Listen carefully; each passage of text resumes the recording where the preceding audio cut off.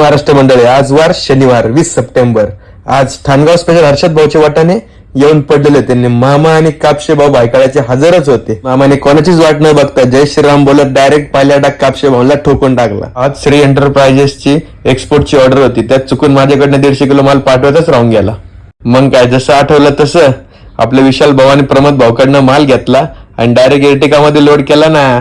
मग काय, माल भरला आणि थेट निघालो श्री एंटरप्राइजेसच्या गोडाऊनला. आपल्या भारतात जे भेटतं ना ते बाहेरच्या देशांमध्ये न भेटत, त्यामुळे भाजी एक्सपोर्ट लाईन ही खूप भारी लाईन आहे. न करता डायरेक्ट पोचलो गोडाऊनला. तिथं भेटले शॉटिंग आणि क्वालिटी किंग जमील खान. आपल्या राजा भाऊने पण मागचा पुढचा विचार न करता लगेच सगळा माल गोडाऊनला पोहोचवायचं मनावर घेतलं आणि खांद्यावर कॅरेट टाकून पोहोचलं. याला म्हणतात भाजी एक्सपोर्टची लाईन.